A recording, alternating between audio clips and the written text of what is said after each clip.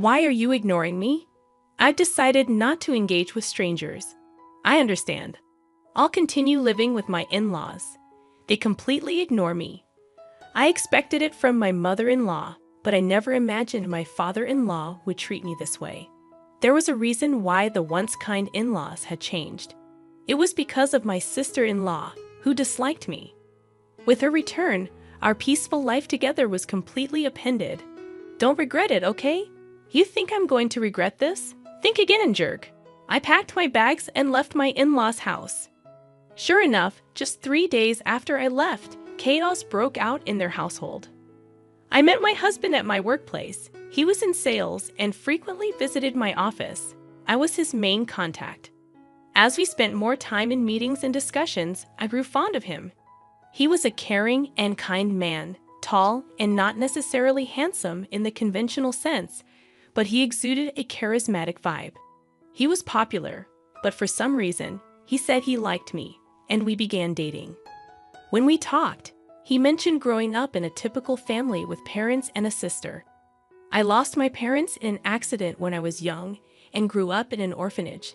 It was a complex issue for me, but when we started dating, I quickly shared my background with him. He responded, "That must have been tough, but don't worry, I'll always be there for you." Soon after, he proposed. From the beginning, my husband intended our relationship to head towards marriage and quickly introduced me to his parents. During the introduction, I told them about growing up in the orphanage. They listened attentively and reassured me that it wouldn't matter in our marriage. It made me very happy. Besides, they told me that being raised in an orphanage had nothing to do with being their daughter-in-law, which truly made me happy.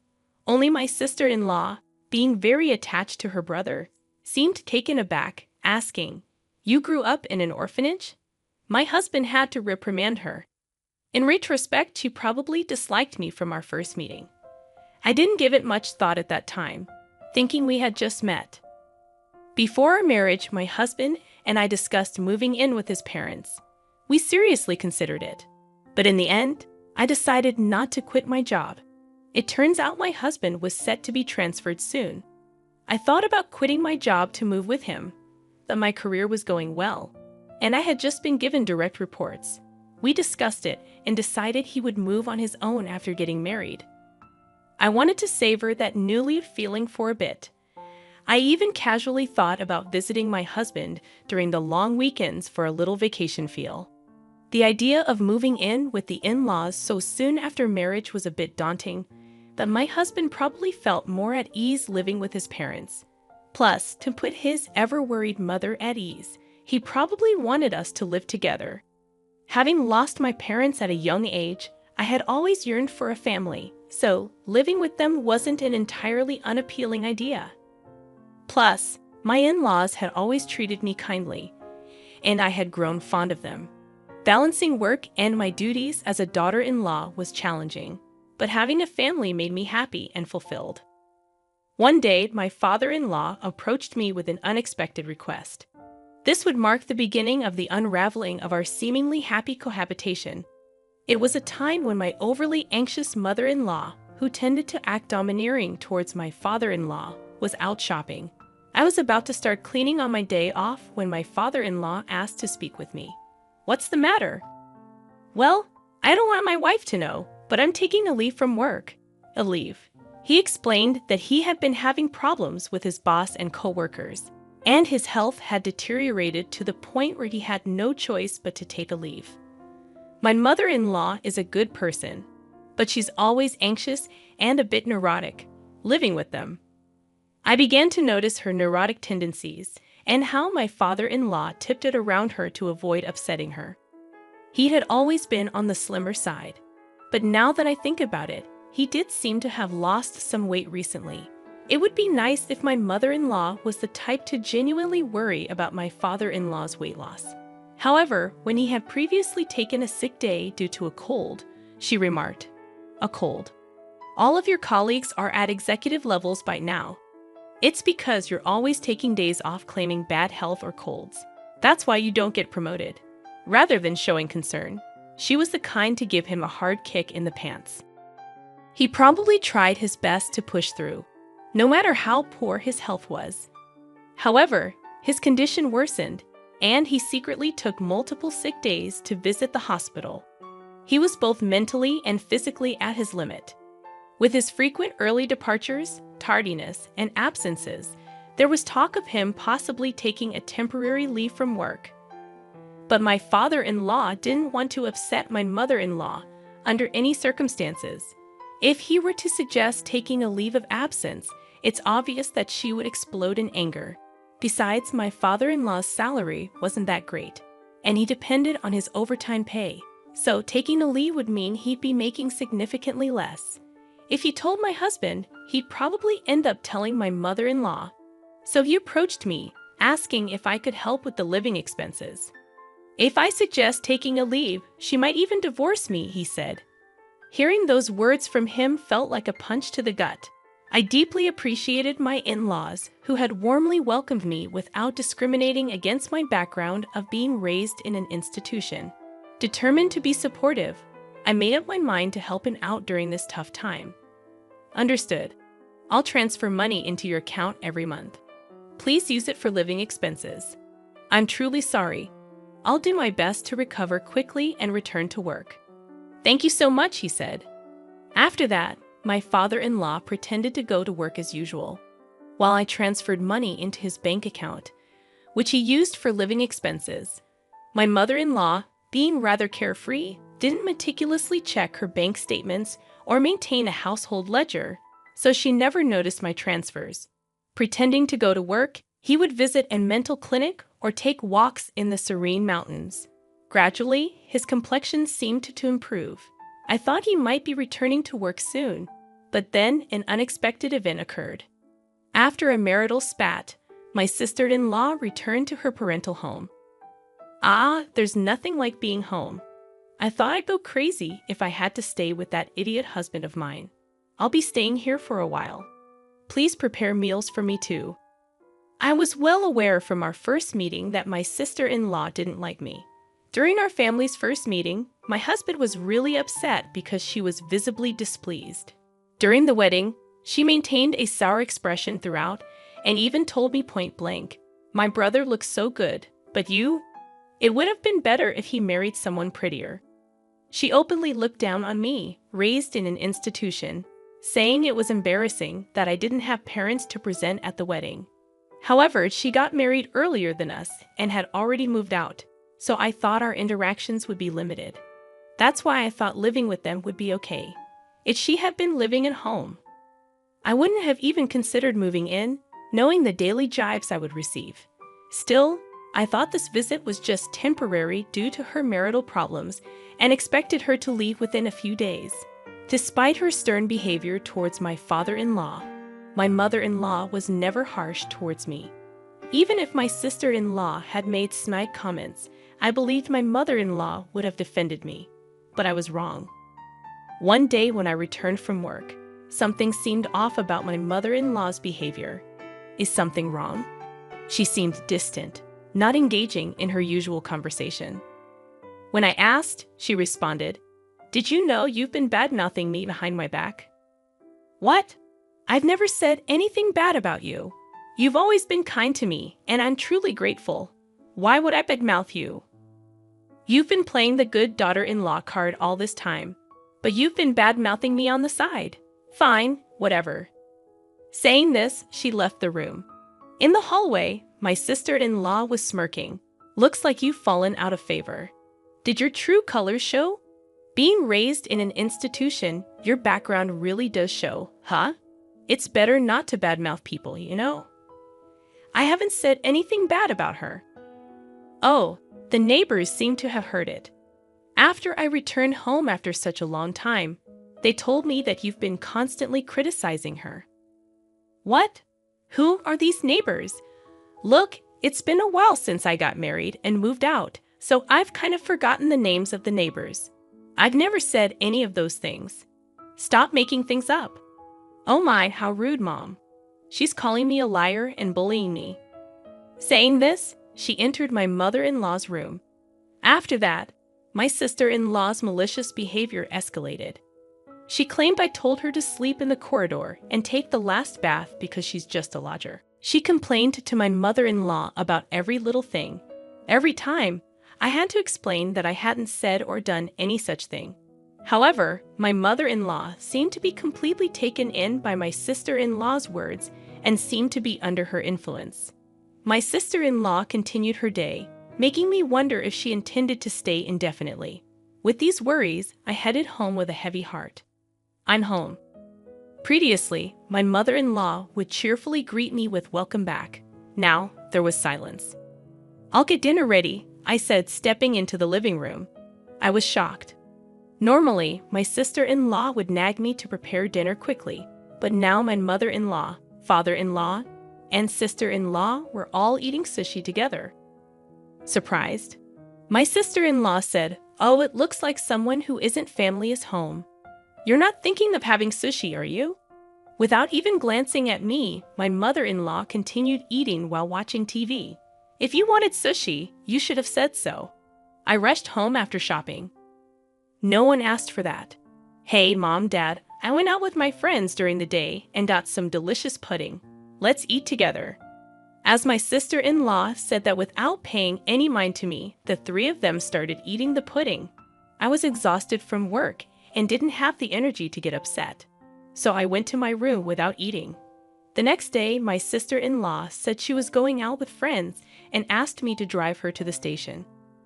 I obviously declined since it was a weekday and I had work. Even if we were headed in the same direction, it would be a completely different route, and she wanted to leave close to noon. There's no way I could take her. "Just take a day off. It's fine.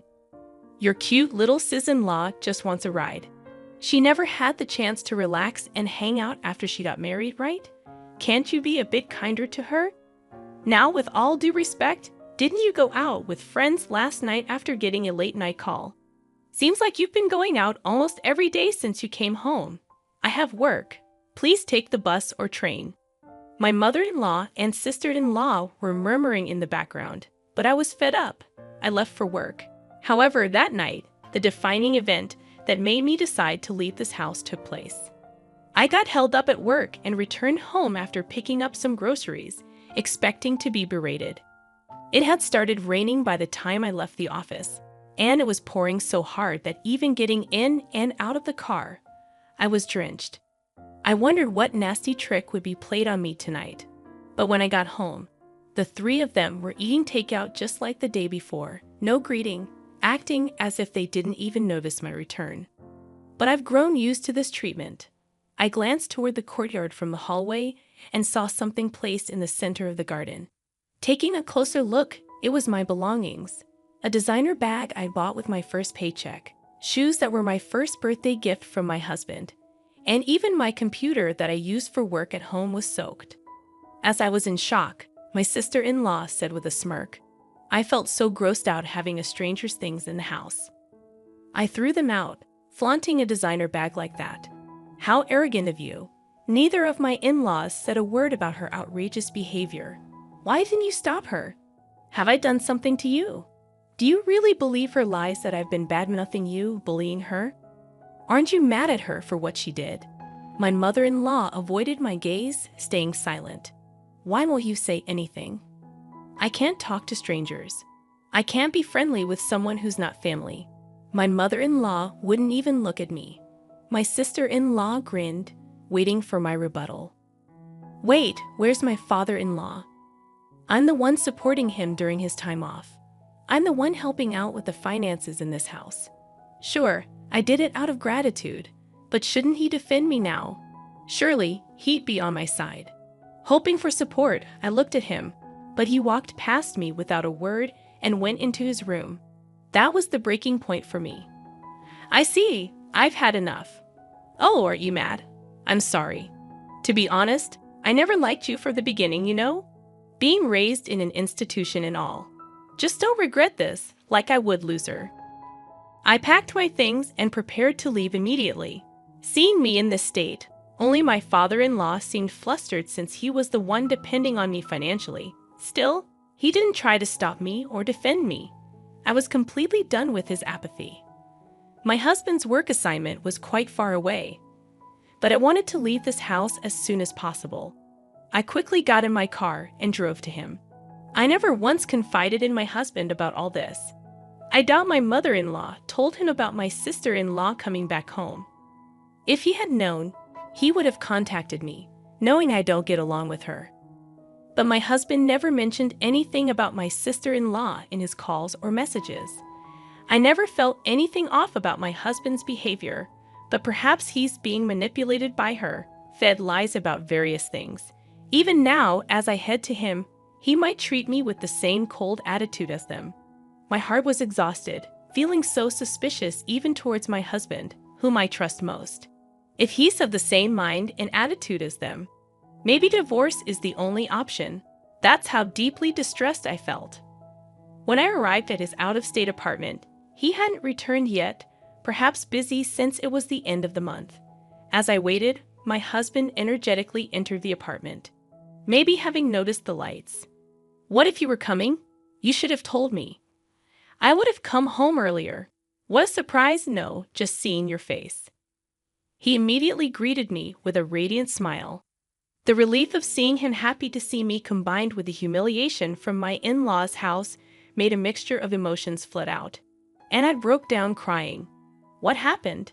Did I say something wrong? Seriously, what's going on? It seemed my husband had no idea about the treatment I received at his parents' house.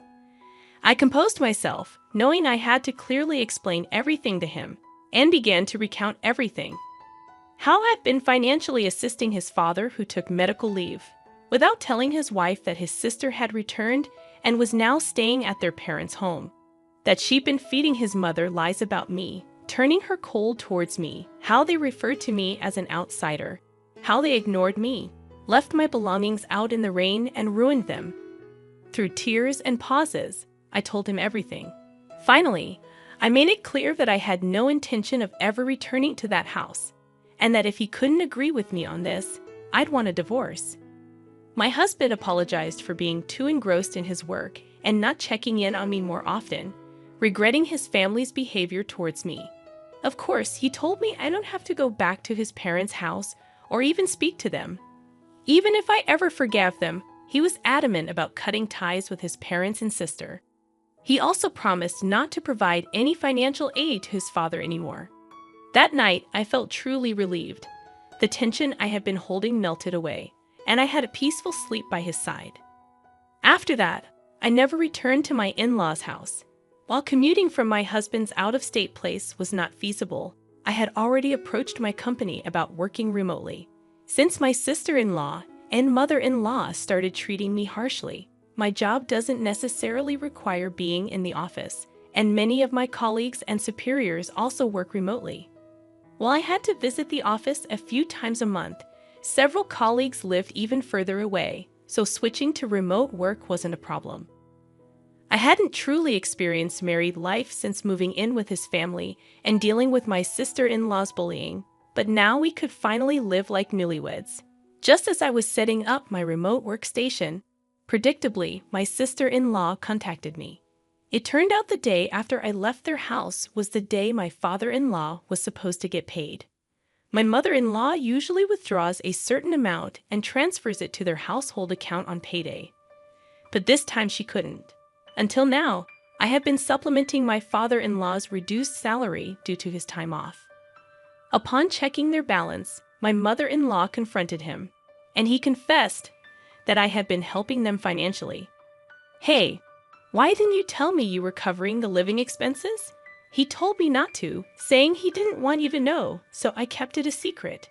Anyway, we're running out of money for living expenses, and there's no one to cook or do laundry. The room is a mess. As his wife, you need to come back and take care of these things and transfer money quickly. How heartless. I told you, didn't I? I don't regret this. I have no intention of going back to that house or continuing as your maid. Why should I help people who hate me, destroy my belongings, and treat me like this? Aren't you his wife? Without your help, we can't pay the electricity or gas bills. We can't even go shopping. That's why I said it. I'm an outsider, so it's none of my business, right? I hung up, ignoring my sister-in-law's ranting. She and my mother-in-law kept pestering me with calls and messages, but I ignored all of them. Even after my husband returned from work, the persistent calls from them continued. When my husband answered, he told them firmly, "I'll never forgive you for how you treated her, and I'm never sending her back to you. I'm not coming back either. I don't consider you my family anymore. Stay away from my wife, or you'll regret it." Given that my sister-in-law adored her brother, and my mother-in-law heavily relied on him, they were probably in shock. A few days later, I received a call from my father-in-law. He said living with my mother-in-law and sister-in-law was becoming unbearable, and he begged me to continue the financial assistance. I'm still grateful for them accepting me, who grew up in an orphanage when they married. But they didn't support me in my time of need, despite all the financial help I provided. I don't owe them anything. Why should I help those who joined others in ignoring me? I'll never assist you again. And with that, I ended the call. Later on, my relentless mother-in-law and sister-in-law audaciously showed up at my workplace. Since I was already working remotely and had a bad feeling about them, I'd informed my company about the situation. The security was alerted immediately. Apparently, they caused a scene, demanding that the company force me to send money back home. Upon hearing this, my husband said, "Report them to the police." Colleagues at my company were supportive, saying, "I can't believe you lived with those people. Focus on your remote work with your husband." As for my in-laws, my father-in-law's health deteriorated under the pressure from my mother-in-law and sister-in-law, and he'd eventually resigned. My sister-in-law tried to return to her husband's family, but he refused to take her back. The small town quickly caught wind of her drama at my workplace. Given the embarrassment, there was an uproar at her in-laws' place. The original reason for the fight between my sister-in-law and her husband was her affair. This incident added to their issues, leading to an immediate decision to divorce. Without a home, my in-laws and sister-in-law moved to a cheap apartment, managing to get by on part-time jobs. As for my husband and me, we're finally living peaceful days, feeling mentally and physically fulfilled. Recently, we found out we're expecting a child and are overjoyed. We're looking forward to the day we meet our baby, cherishing our time together.